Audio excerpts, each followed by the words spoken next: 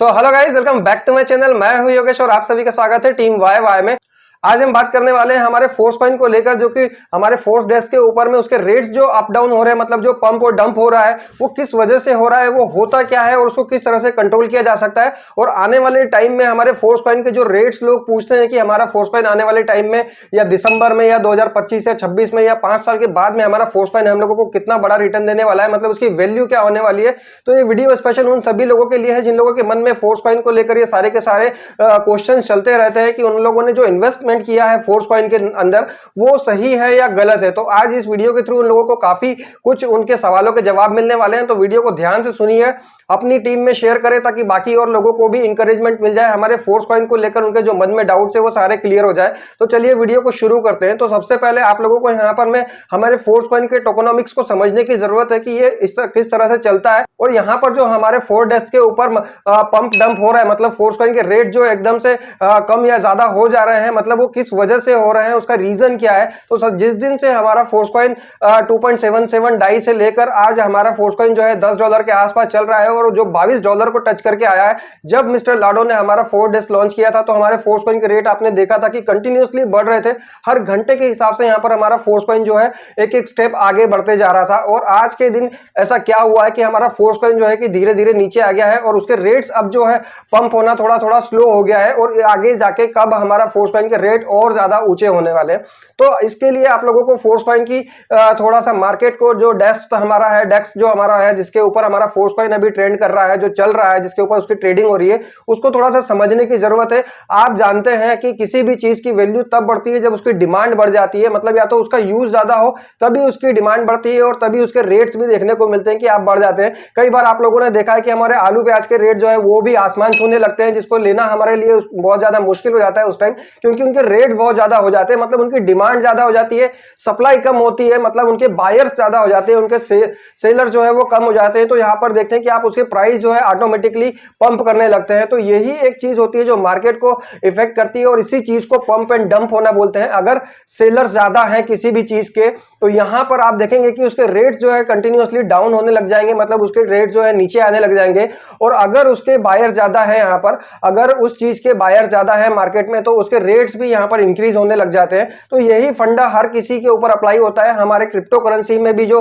Exchange के ऊपर चलते हैं, जितनी भी क्रिप्टो करेंसी है, जितनी भी क्रिप्टो करेंसी यहां पर में रन करती है, जिनको हम बाय और सेल करते हैं, अगर किसी भी करेंसी के यहां पर बायर्स ज्यादा है तो आप देखेंगे कि उसके रेट जो है वो कंटिन्यूअसली इंक्रीज होते जाते हैं। यहां पर डाउन उनमें नहीं आता है, डाउनफॉल हालांकि आता है, हर किसी चीज में आता है, क्योंकि कोई भी चीज कंटिन्यूअसली अप या अप डाउन नहीं जा सकती है। हमारे बिटकॉइन की बात करें तो उसको भी यहां पर आज जो टॉप की पोजीशन में बैठा है उसको भी वहां तक पहुंचने में 10 से 12 साल लग गए, जो कि आज मदर करेंसी जिसको बोला जाता है। तो हमारे फोर्स कॉइन के रेट्स को जो भी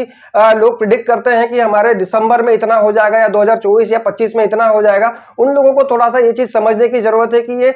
जो चीजें फाइनेंशियली सारी की सारी हम कंट्रोल नहीं कर सकते हैं कि हमारे रेट जो है हम पंप कर दें या उसको डंप कर दें। मिस्टर लाडो के हाथ में भी ये नहीं है। ये सारी चीजें एक तरह से हम लोगों के हाथ में है कि हम हमारे फोर्स कॉइन को किस तरह से कितनी ज्यादा यहाँ पर डिमांड क्रिएट करते हैं। मिस्टर लाडो ने जो प्रोग्राम्स यहाँ पर में सेट करें या जो रोड मैप सेट करा है वो पूरा की पूरा रोड मैप हमारा फोर्स कॉइन को डेडिकेटेड है। और अभी अगर हम फोर्स कॉइन की बात करें तो सिर्फ और सिर्फ यूनाइटवर्स एक लौता ऐसा प्रोजेक्ट है जिसके अंदर हमारे फोर्स कॉइन का यूज हो रहा है, मतलब टीयर को एक्सटेंड करने में या टीयर को बाय करने में। अब जब आप देखेंगे कि हमारे रोड मैप के हिसाब से जितने भी प्रोजेक्ट्स हैं वो सभी लॉन्च हो जाएंगे और हमारे फोर्स कॉइन जो है उन सभी प्रोजेक्ट्स के अंदर में यूज होना चालू हो जाएगा। तो आप सोच भी नहीं सकते कि उसके रेट्स कितने ज्यादा पंप होने वाले हैं। मतलब यहाँ पर उनका यूज होगा तो यहाँ पर बायर्स उसके बढ़ जाएंगे और सेलर जो है वो बिल्कुल कम हो जाएंगे, क्योंकि यहाँ पर हर कोई खरीदना चाहेगा उन सारे प्रोजेक्ट्स के अंदर उसको यूज करने के लिए और बेचना कोई नहीं चाहेगा। तो आप लोगों को थोड़ा सा, अगर आपने फोर्स कॉइन के ऊपर में ट्रस्ट करके उसको अंदर इन्वेस्ट किया है तो आप लोगों को थोड़ा सा यहाँ पर में पेशेंस रखना पड़ेगा, कुछ टाइम दे हमारे फोर्स कॉइन को, क्योंकि उसके रेट्स जो है बहुत ही जल्दी यहाँ पर इंक्रीज होंगे, हमारे प्रोजेक्ट जैसे जैसे आ जाएंगे।